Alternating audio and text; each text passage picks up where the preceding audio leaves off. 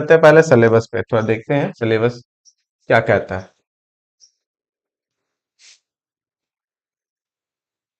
ठीक है, किसका है ये? सीयूटी वाला।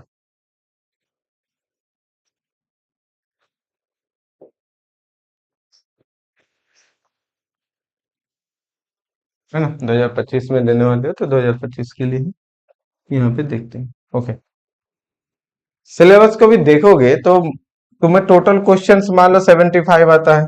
स्मार्टली वर्क कैसे करोगे? तो 75 क्वेश्चंस टोटल आएंगे, 90 मिनट टाइम मिलेगा तुमको, यानी कि 1.5 घंटा तो मिलेगा। तो तुमको बिना फास्ट किए तो होगा नहीं। दूसरी बात है, अगर लेंथी क्वेश्चंस रहता है उसको बनाने के चक्कर में गए तो एक क्वेश्चन कम से कम कितना टाइम लेगा पता है? 5 मिनट तो ले लेगा, ऐसे पता तक नहीं चलेगा। समझ में आ रहा है ना? अगर एक क्वेश्चन 5 मिनट करके दे दोगे तो 20 क्वेश्चन से ज्यादा नहीं बना पाओगे। अब 20 क्वेश्चन में क्या सिलेक्शन थोड़ी हो जाएगा 80 नंबर पे? वो भी 20 होगा, सही होगा, इसका क्या गारंटी है ना? ऑप्शंस बनाए, ऑप्शन सी हुआ, वहां पिक कर दिए ए, ये गलती तो होबे करता है, नहीं होता है? पूरा बना लिए, मॉडलस में आंसर मांगा, मॉडलस नहीं बनाए, हुआ ना आखिर गलती जैम में भी इस तरह का। तो वो भी गारंटी नहीं है, ठीक है। लेकिन अगर अच्छे क्वेश्चन नहीं करोगे तो फिर अच्छा कॉलेज कैसे मिलेगा, ये भी बात है ना? कम से कम अगर तुमको बीएचयू जाना है या आ, ठीक है, थोड़ा अच्छा से बीएचयू जाना है या डीयू जाना है या सेंट्रल यूनिवर्सिटी, जो है आपका सेंट्रल यूनिवर्सिटी हैदराबाद जाना है, ठीक है। तो हैदराबाद सेंट्रल यूनिवर्सिटी जो भी हो, या जो कि थोड़ा सा अच्छा के काउंट में आता है, हम इसकी बात कर रहे हैं, ठीक है। तो कम से कम तुमको थोड़ा सा तो पढ़ना पड़ेगा। अब पढ़ोगे किस तरह? क्या किसी क्वेश्चंस को डिटेल में पढ़ना है? नहीं, डिटेल में तो नहीं पढ़ना है, डिटेल में पढ़ोगे नहीं होने वाला है, ठीक है। क्योंकि इसमें क्वेश्चन डिटेल में नहीं आता है, क्वेश्चंस फार्मूला बेस्ड आता है। तब फार्मूला बेस्ड कैसे? जो बीएससी में तुम लोग पढ़े हुए हो उसी से बेसिकली रहेगा। जो बीएससी का सिलेबस में फार्मूला बेस्ड नहीं होता है, जैसे इंटीग्रेशन हो गया, ओडी हो गया, जितना भी अभी सिलेबस देख लेंगे उतना भी है। तो फार्मूला बेस्ड क्वेश्चन सबसे ज्यादा रहेगा। फार्मूला अगर माइंड में याद है, बहुत ज्यादा डिटेल में नहीं है, हाँ 10-15 क्वेश्चन डिटेल्ड में होंगे तो उसको छोड़ भी सकते हो, क्योंकि उतना टाइम मिलेगा नहीं 1.5 घंटे में सारा बनाने का। इतना तुम 100% मानो, क्वेश्चन छूटने ही छूटने वाला जो तुम जानते हो। तो वैसे क्वेश्चन को, बड़े क्वेश्चन को जो तुम्हारा टॉपिक का नहीं है, तो उसको हम एग्जाम में ट्राई ही नहीं करेंगे सॉल्व करने का। समझ में आ रहा है ना? टॉपिक का नहीं है मतलब जिसमें तुमको दिक्कत होता है हमेशा। तो अगर तुम इसमें 45 क्वेश्चन मान के चलो, 45 क्वेश्चन सही करते हो, 45 पर क्वेश्चन 2 मिनट, तो जाके तुम्हारा 180 मार्क्स होगा, तो तुमको एक अच्छा कॉलेज मिल जाएगा। और नहीं, इस बहुत तेजी से इसमें प्रैक्टिस करने की जरूरत है, तो तुम्हारा 50 प्लस जाएगा क्वेश्चन, है ना? 50 क्लास आराम से बना सकते हो, बट 50, 55, 60 क्वेश्चन भी बना सकते हो, डिपेंड करता है ना तुम कितनी प्रैक्टिस किए हुए हो। अब तुमको वहां क्वेश्चन आता है, तुम्हारा पेन चल रहा है धीरे धीरे, 90 मिनट तो ऐसे ही खत्म हो जाएगा, आधा टाइम है तुम्हारा जैम से। वो कहाँ 3 घंटा, कहाँ ये आधा 1.5 घंटा। बस समझ में आ रहा है? इतना जल्दी खत्म होगा ना, तुमको लगेगा, मुझे लगता है एग्जाम शुरू ही नहीं हुआ खत्म हो गया। अरे वैसा ही होता है, वैसा ही होता है, ठीक है ना? ऐसा लगेगा शुरू होते ही खत्म। क्यों? कि इसमें तुमको क्वेश्चन बनेंगे। क्वेश्चन इसलिए बनेंगे क्योंकि ये बेसिक प्रॉपर्टीज पे और बेसिक फॉर्मूला पे रहता है, तो क्वेश्चन तो बनेंगे ही बनेंगे। अब क्वेश्चन बनेंगे, अब उसमें बीच में जो टॉपिक तुम्हारा थोड़ा वीक है या तुम अच्छे से सॉल्व नहीं किया, उस टॉपिक को बार बार लोगे तो फंसेगा, ठीक है। हाँ, उसके इजी क्वेश्चन कर लोगे एक दो को जो है, और कुछ क्वेश्चन में थोड़ा तो इंटरेस्टिंग डालता ही डालता है। हर एक क्वेश्चन में देखो थोड़ा थोड़ा करके रहेगा, तो वो कर देखना है, तुमको ध्यान लगाना है। तो स्मार्टली इसमें क्वेश्चन को पिक करना है ना, ये भी एक चैलेंज है, जो कि नेट में ये चैलेंज सेम रहता है। नेट में भी यही रहता है, 120 क्वेश्चन सॉल्व कितना करना है? 60। अब उसमें हर एक क्वेश्चन में कॉन्सेप्ट घुसा हुआ रहेगा। जैसे कल का क्वेश्चन नेट का था, क्वेश्चन टफ था थोड़ा सा, ठीक है, एज कंपेयर टफ थे। तो हर एक क्वेश्चन में जो तुम्हारा है वहां पे एक तरीके से तुम बोलो कि वो फॉर्मूला रहेगा, मतलब कॉन्सेप्ट था। तो क्वेश्चंस को देखने से पहले वो देखना पड़ता था सारा चीजें, ठीक है। तो पिक करना पड़ेगा ना कि मुझे इतने सारे नहीं ना बनाने हैं, मुझे बनाने 50 हाईएस्ट, तो 75 में 50 भी चूज करना पड़ेगा। चूज करने में कम से कम 10 मिनट चला जाएगा। अच्छा, ये वाला बड़ा इसको हटाते, स्किप करते, तो फिर सोचोगे ना ये बड़ा है, इनको ये शायद नहीं बनेगा। भाई सोचने में भी टाइम लगता है, तुम एक एक मिनट को काउंट करो, है ना? तो 10 मिनट उधर चला जाएगा। तुम एक्चुअली जो क्वेश्चन बनाओगे तो मान के चलो कि 80 मिनट्स तुमको मिलेगा एक्चुअली में। बाकी 10 मिनट तो सोचने में समझने में ही खत्म हो जाएगा, स्टार्ट करने में, रिलैक्स करने में अपने आप को खत्म हो जाएगा। ये रियलिटी है, ठीक है। 80 मिनट में तुम अगर 40 क्वेश्चंस बेहतर तरीके से करते हो तो पर क्वेश्चन 2 मिनट मिलेगा, और 2 मिनट में फॉर्मूला को लगा के आंसर करने में भी टाइम लगता है ना। तो अगर सबका निचोड़ देखे तो एक ही चीज है जो नंबर दिलाएगा, वो है प्रैक्टिस। जितना ज्यादा practice practice practice practice practice, ज्यादा टफ करना नहीं। प्रैक्टिस कहां से होगा, जो बीएससी वाला पढ़े वहां से काम आएगा। और और हम क्वेश्चन दे देंगे बुक वाला मल्टीपल चॉइस का। अभी हम आज एक टेस्ट का शेड्यूल करेंगे ना, 75 क्वेश्चन आज बना लेंगे, ठीक है। और बाकी उसको भी देंगे, और ये सबसे पूरा पीवाईक्यू से प्रैक्टिस, खूब प्रैक्टिस खूब प्रैक्टिस। तो इसमें जो है एक्चुअली अगर देखा जाए, तुम लोग जैम वाला पढ़े हुए तो मेरा काम थोड़ा सा कम है, लेकिन हमको प्रैक्टिस करवाना है। तुम्हारा काम ज्यादा है, क्योंकि इसे डिटेल में तो पूछता है नहीं, फॉर्मूला बेस वो वन वन शॉर्ट टाइप से हम तुमको समझाते जाएंगे, आगे बढ़ते जाओगे, लेकिन अल्टीमेटली क्वेश्चन में तो प्रैक्टिस ही करना होगा, तभी ये चीजें नहीं। तो वही लगेगा जब टाइम खत्म हो गया, क्वेश्चन तो और भी आता था। जैम में ऐसा नहीं था, लेकिन इसमें ऐसा लगेगा। ये चीजें हैं, ठीक है। तो ठीक है, इतना तो समझ में आ रहा है कि इसमें प्रैक्टिस बहुत ज्यादा करना पड़ेगा। अब आता है सिलेबस। सिलेबस की अगर हम लोग बात करें, मान लो तो पहले अलजेब्रा। अब देखो, अब अलजेब्रा में मान लो कि तुमने पूरा अलजेब्रा नहीं पढ़ा है, लेकिन इतना तो नहीं है कि जो नॉर्मल क्वेश्चन है वो सॉल्व नहीं होंगे, वो तो होंगे ना।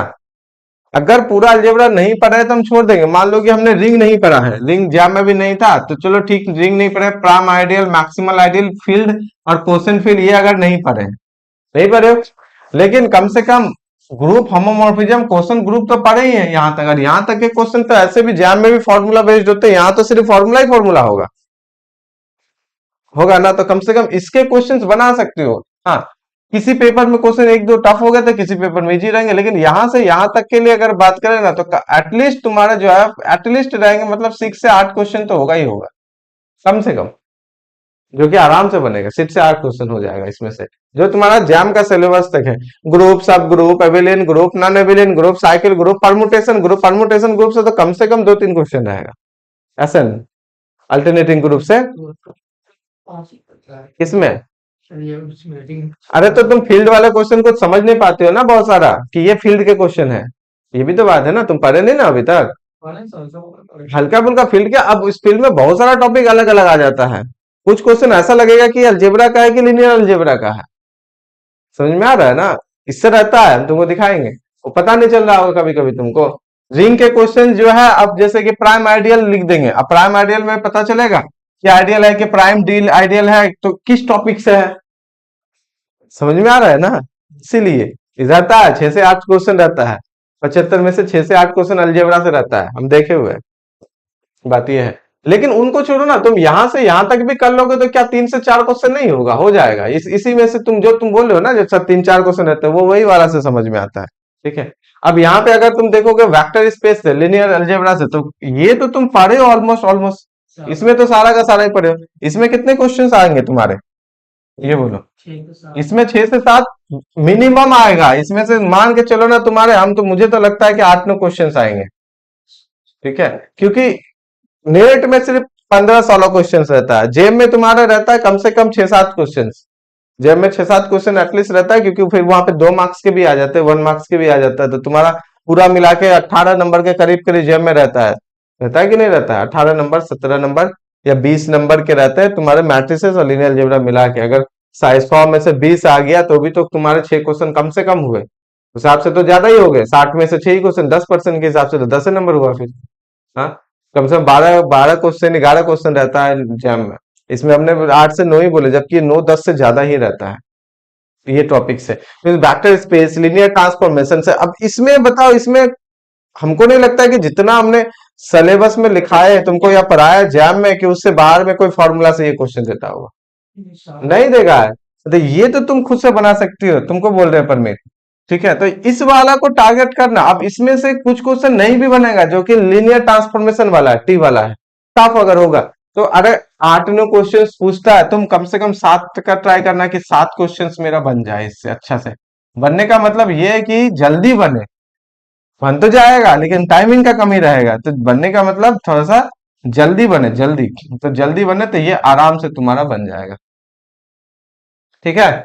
तो ये चीजें हैं, तो इसमें से भी कर लोगे। उसके बाद क्या है, ये तो पूरा ऑलमोस्ट है रियल एनालिसिस में। तो रियल एनालिसिस में तो पढ़े हुए हो, लेकिन हाँ मान लेते हैं कि रियल एनालिसिस के क्वेश्चन जैसे तुम बोले कि रॉल्स थ्योरम से क्वेश्चन आता है, स्टेटमेंट पता है, बट रॉल्स थ्योरम का प्रैक्टिस नहीं है क्वेश्चन बनाने का।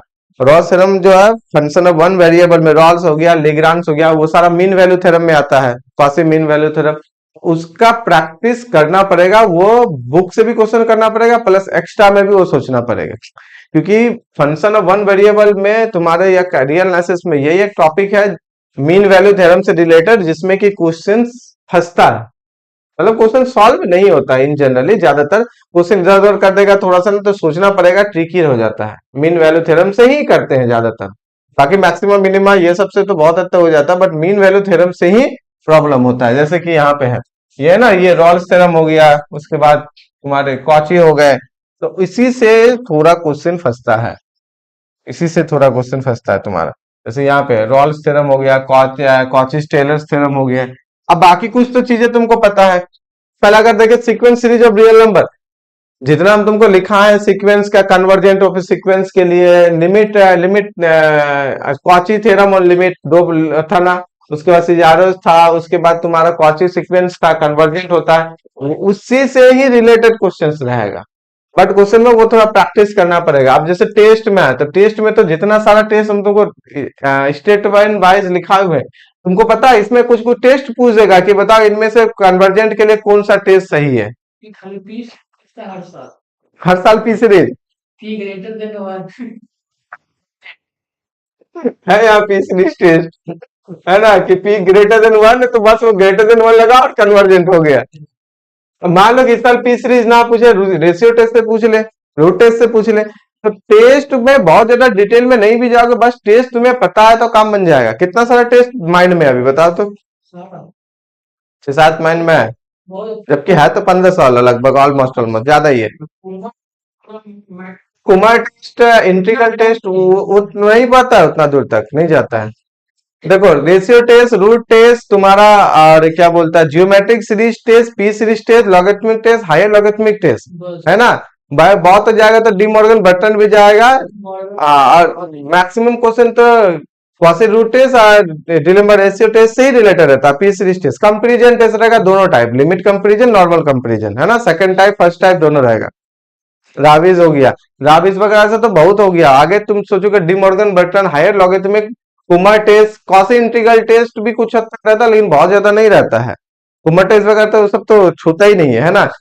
और अल्टरनेटिंग सीरीज में तुम्हारा वही अल्टरनेटिंग सीरीज टेस्ट हो गया, लेबनिज टेस्ट, वही एक ही टेस्ट तो है उसमें, ठीक है, उसी से आएगा। अब उसी से दे देगा कि ये सीरीज बताओ एब्सोल्यूट कन्वर्जेंट है, कंडेंशनली कन्वर्जेंट है, कि डाइवर्जेंट है, कि क्या है ना। ऐसा क्वेश्चन देगा थोड़ा घुमा घुमा के, लेकिन लेटेस्ट में पूछा ही नहीं है, जबकि एक हिसाब से उसमें तो देखो सारा test, Leibniz test for convergence alternating series, तो पूछ सकता है। कहने का मतलब अब कह नहीं सकते कि इस साल क्या पूछेंगे आपके, नहीं पूछा है तो जरूरी नहीं है कि नहीं पूछेगा, मे बी इस ईयर में आपको क्या कर दे, क्वेश्चन पूछ दे, है कि नहीं। तो इसको भी थोड़ा सा, तो इतना जितना तुम लोग जैम में पढ़े हुए हो ना, इजीली इससे क्वेश्चन हो जाएगा, लेकिन वही घूम फिर के बात आता है, वो प्रैक्टिस।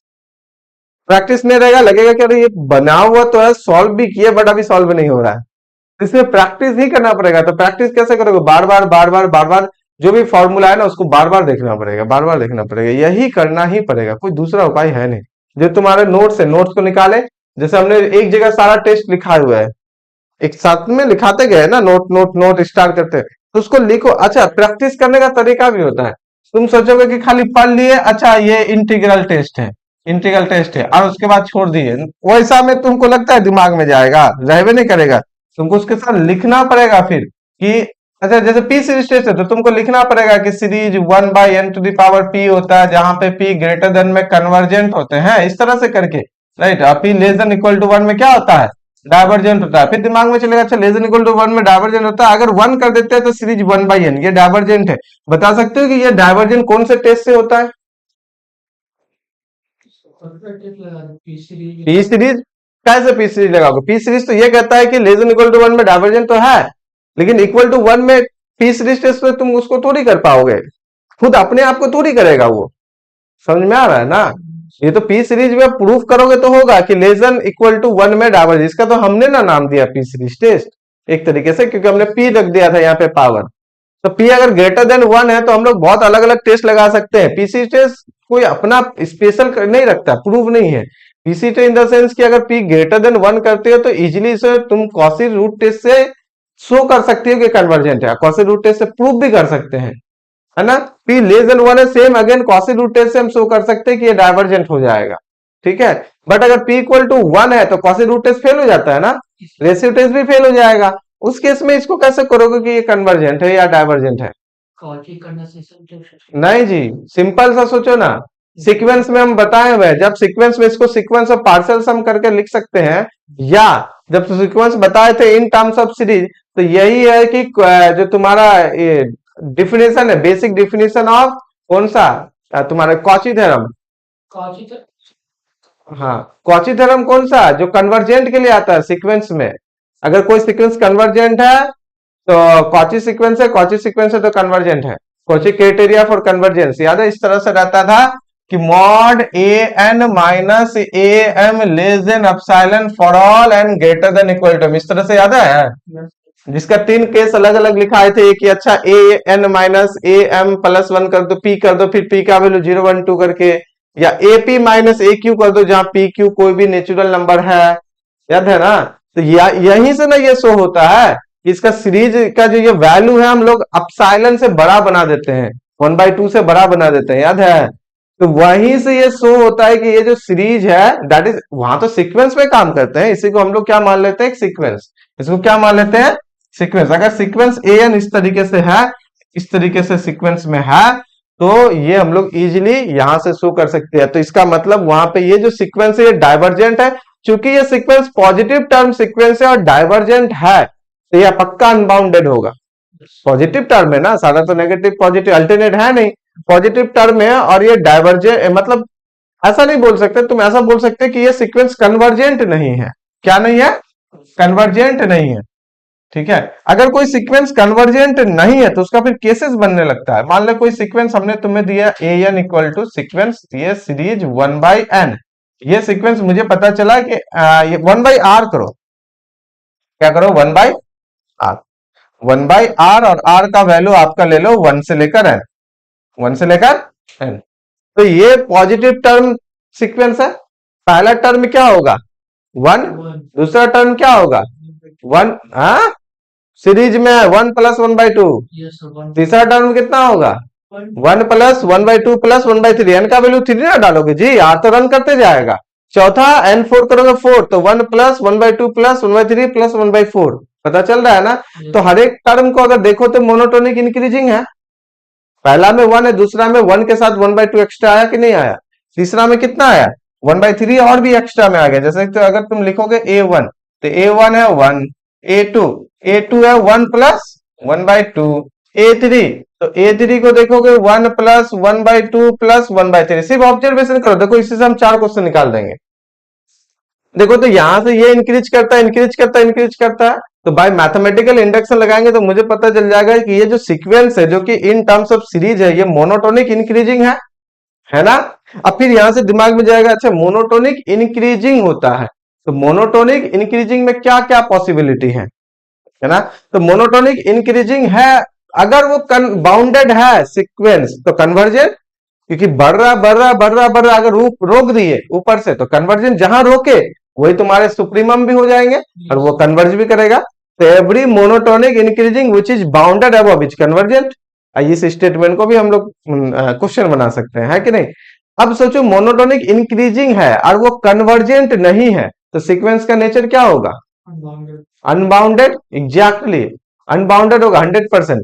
मोनोटोनिक इंक्रीजिंग है और वो कन्वर्जेंट नहीं है, इसका मतलब कन्वर्जेंट नहीं है तो तुम अनबाउंडेड होगा, ऊपर से रोक नहीं पा रहे हो, जहां रोकोगे वही कन्वर्ज हो जाएगा ना। फिर अनबाउंडेड है, तो अनबाउंडेड में अब 2 केसेस आ सकते हैं। अनबाउंडेड में क्या आ सकता है, ऑसिलेट इनफाइनाइटली भी हो सकता है अनबाउंडेड, और डाइवर्जेंट भी हो सकता है अनबाउंडेड। ऑसिलेट इनफाइनाइटली बोले तो कैसा सीक्वेंस, तो लो -1n × n, ये सीक्वेंस क्या है ऑसिलेट इनफाइनाइटली, दोनों तरफ नेगेटिव की ओर भी और पॉजिटिव की ओर भी रैपिडली तुम्हारा जा रहा है कि नहीं जा रहा है। 10 करोगे तो 10 हो जाएंगे, या 11 करोगे तो वो बढ़ जाएगा। जैसे ले लो ऐसा -1 to the power या समथिंग, मतलब और अच्छा कर दो -n to the power n कर दो, ये तो और तेजी से इंक्रीज डिक्रीज करेगा, करेगा कि नहीं करेगा?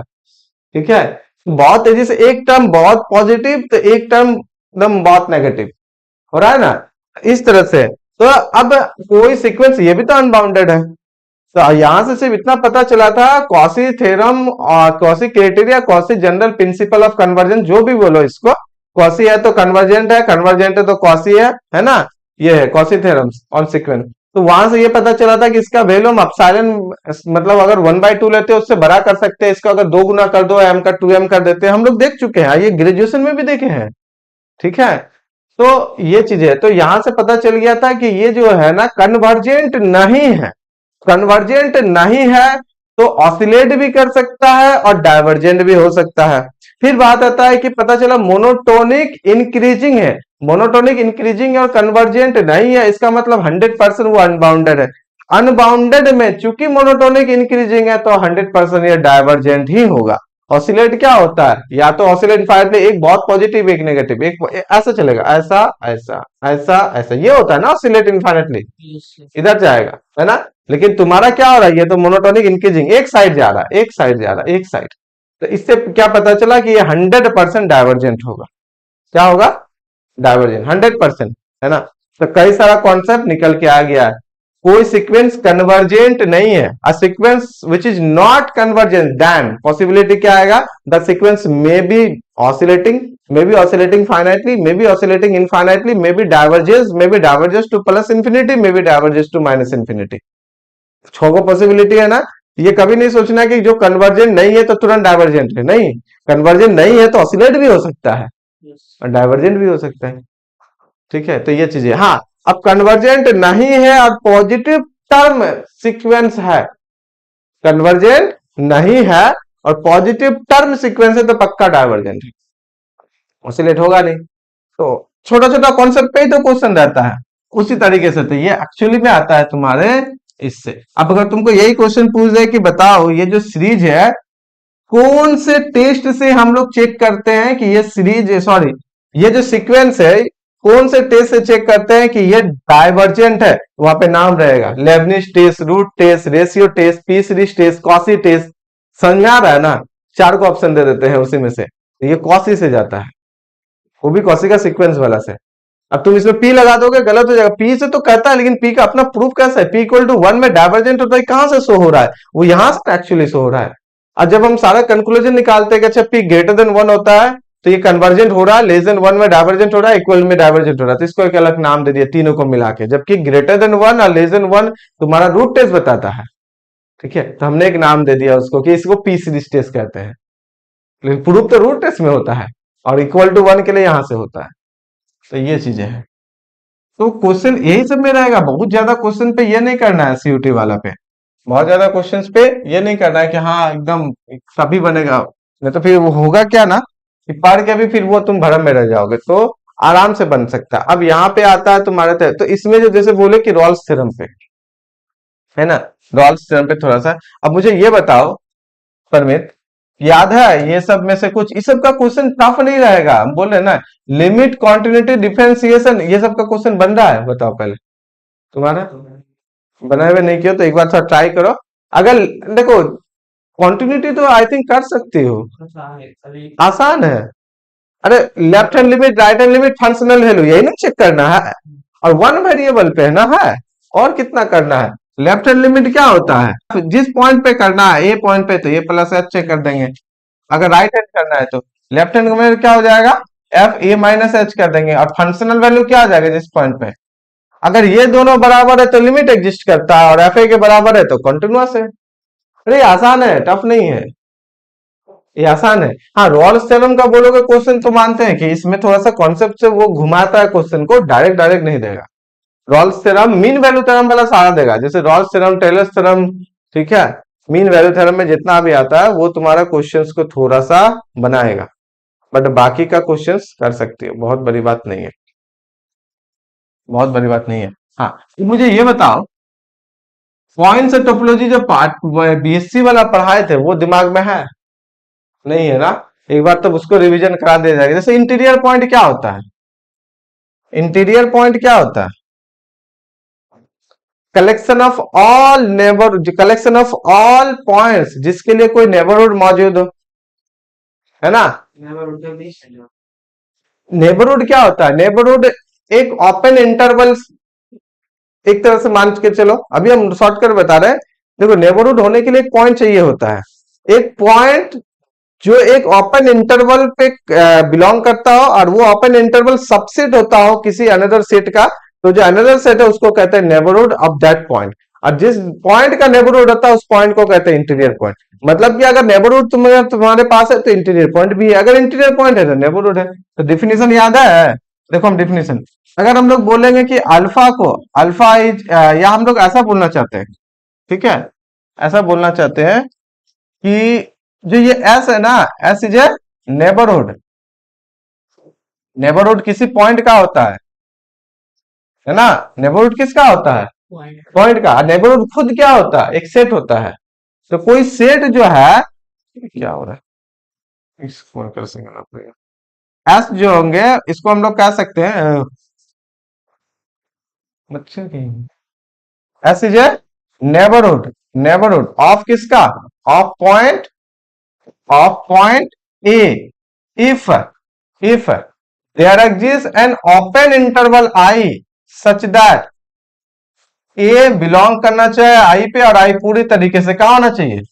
याद है? याद आ रहा है कुछ? ए बिलोंग करना चाहिए आई पे और आई पूरी तरीके से कहा होना चाहिए? एस में। अगर ऐसा है तो हम लोग एस को कहेंगे कि तुम क्या नेबरहुड हो, किस पॉइंट का? ए पॉइंट का। और इस केस में ए पॉइंट को क्या कहते हैं? That is interior point. क्या कहते हैं? Interior point. अरे बहुत टफ है ही नहीं, हम तुमको इसका चार्ट दिखाते हैं। ये चार्ट आई थिंक तुम लोग अगर क्या बोलता है कि, या तो हम अभी ग्रुप में भेजते हैं, बस इस चार्ट को कर लो, हम समझा देंगे। इसी चार्ट से समझाते हैं, एक मिनट। चार्ट को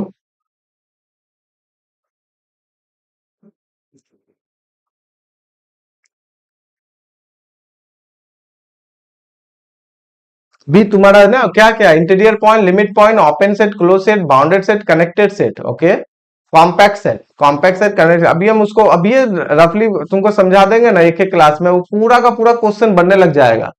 अभी completeness of R, completeness of R, complete order field बनाता है ना R, real number system. Power series of real number including Taylor Maclaurin. Power series of real number में जैसे टेलर सीरीज होता है, मैक्लोरिन सीरीज, जो इनफाइनाइट सीरीज हम लोग बनाते हो तो पावर सीरीज ना बनता है, ठीक है। डोमेन क्या लिखे? Domain of convergence. अच्छा, domain of convergence that is जो तुम्हारा जो रीजन बोलते हैं, रीजन एक्स के किस वैल्यू के लिए कन्वर्जेंट है, तो वो हो गया region of convergence. Radius of convergence जो निकालते हो कि नहीं, आर, आर के बाद रीजन निकालते हैं कि एक्स का वैल्यू -1 से 1 में कन्वर्जेंट है। फिर हम लोग बाउंड्री चेक करते हैं, ठीक है। Term wise differentiation and integration of power series. अच्छा, पावर सीरीज का टर्म वाइज क्या है? डिफरेंशिएशन और इंटीग्रेशन, डिफरेंशिएशन ऑफ इंटीग्रेशन। चलो, टर्म वाइज अगर वो भी ना भी हो, एक मिनट, तो हम तुमको इधर का तो दिखा ही सकते हैं।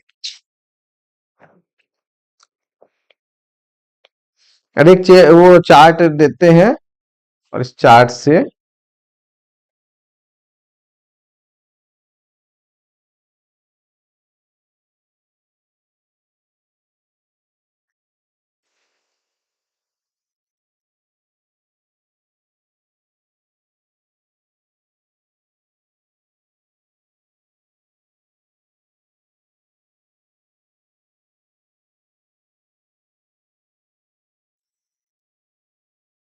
हम्म,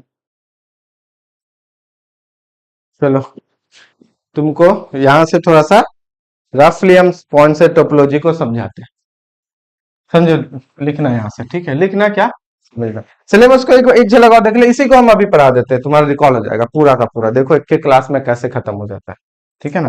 तो इस तरीके से ये अभी हम इसको पॉइंट से टोपोलॉजी को तुमको पढ़ा दे, तो उससे पहले देख लेते हैं कि अगर मान लो ये भी हो जाए, इससे क्वेश्चन तुम्हारा कम से कम 3-4 क्वेश्चन इससे ही से आ जाएगा। अरे 75 क्वेश्चन इसी ना सिलेबस से आएगा, और क्या आएगा? हाँ, तो 3-4 उधर हो जाएगा, तुम्हारा सोचना ही नहीं पड़ेगा। उसके बाद क्या होता है, फंक्शन ऑफ टू वेरिएबल, मुझे लगता है ये हो जाना चाहिए, ये हो जाना चाहिए। बस हम प्रैक्टिस कराने बोलोगे, हम क्वेश्चन कराएंगे, प्रैक्टिस करा देंगे, उसमें बड़ी बात नहीं है। बस ये कॉम्प्लेक्स 2 से 3 क्वेश्चन तो कॉम्प्लेक्स का इजी वाला जो हम तुमको नोट्स भेजे ना एनालिटिक फंक्शन से, तो एनालिटिक फंक्शन तक, function of complex variable, differentiability, analyticity, यहाँ तक कॉची रीमान तक वहां पे है। यहाँ तक ये पहला लाइन है, इस पे बेसिक चीजें भी कर लोगे तो मे भी 1-2 क्वेश्चन बन जाएगा। अभी अगर नहीं पढ़े तो हम बोल रहे हैं फिलहाल के लिए, तो फिलहाल के लिए जो पढ़े हुए इसको बहुत अच्छे से एक बार कर लो। उसके बाद जो हम भेजे कॉम्प्लेक्स वाला उसको भी देखो साथ में, उधर मन उब जाएगा तो फिर थोड़ा सा इधर देखना। इंटीग्रल छोड़ के तो फायदा है नहीं। हाँ, इजी क्वेश्चन आता है, बहुत टफ नहीं आता है इंटीग्रल में। बोलोगे तो हम इंटीग्रल को फिर रिवीजन करा देंगे बैठा के। Yes sir. आज हमें अभी ये पॉइंट से टोपोलॉजी पढ़ाते हैं, कल होगा जैसा बोलोगे वैसा एक एक क्लास में करके हम पूरा करा देंगे। कल इंटीग्रेशन करवा दीजिए एक दिन में। 3 घंटा पूरा इंटीग्रेशन को कर देंगे खत्म, एक दिन में पूरा डिफरेंशियल ओडी वाला पूरा रिवीजन हम खुद कराएंगे यहीं पे। 3 घंटा आओ और सुबह में एक टॉपिक एक टॉपिक एक टॉपिक है ना जी। अभी तुम्हारे 13 को एग्जाम है तो 10 तक तो पढ़ा ही सकते हैं 10 दिन। 10 टॉपिक भी नहीं है अगर हम लोग सही ढंग से देखेंगे तो। कितना है यहाँ पे 75 क्वेश्चन है ना। चलो ठीक है, एक हो गया, 2 हो गया रियल एनालिसिस का, इधर का एक 3 मान लेते हैं, इधर का भी एक करने वाले हैं 4, एक हो गया 5, एक कॉम्प्लेक्स को फिलहाल के लिए इग्नोर करते हैं, इंटीग्रल एक हो गया 6, डिफरेंशियल इक्वेशन एक हो गया 7, वेक्टर करा देंगे 8 और एलपीपी करा देंगे जो आपको ग्रेजुएशन में फर्स्ट ईयर में पढ़े हुए 9। तो अगर डेली का एक टारगेट रखते हैं तो 9 दिन में खत्म हो जाएगा। Yes sir. और ठीक है, तो डेली का भी अगर एक क्वेश्चन कर देंगे तो वो चीजें हो जाएगा। इससे ना एक टारगेट बन जाएगा अच्छे तरीके से। ठीक है, एक टारगेट बन जाएगा। तो मोटा मोटी समझ में आया ना, पढ़ते तो हो ही, लेकिन चलो अभी पॉइंट से टोपोलॉजी में क्या क्या है मुझे देखने दो पहले। पॉइंट से टोपोलॉजी में क्या क्या है? Interior, limit, open, close, bounded, connected, compact, completeness. Okay, यहां तक अभी करते हैं हम लोग। ये इस लिमिट, कॉन्टिन्यूटी, डिफरेंशिएशन, इसको भी तुमको अब ग्रेजुएशन में रियल एनालिसिस का स्टार्टिंग वाला में बताए हुए हैं, जेएमए में पढ़ाए हैं, यस सर। है ना, जेएमए में पढ़ाए हुए हैं। सारा जेएमए वाला नोट्स को हम कलेक्ट करके उसी से समझा देंगे। और यहाँ पे अभी interior, limit, open, close, bounded, connected, compact, completeness of R यहाँ तक करते हैं। टेलर मैक्लॉरिन हम लिख के थोड़ा पावर सीरीज को कर देंगे और यहाँ तक करते हैं। डोमेन ऑफ कन्वर्जेंस है और टर्म वाइज डिफरेंसेस से इंटीग्रेशन ऑफ पावर। ये जो पावर सीरीज है तो सीरीज का ही ना पार्ट में चला गया, वहीं पे तो हम लोग कर चुके हैं।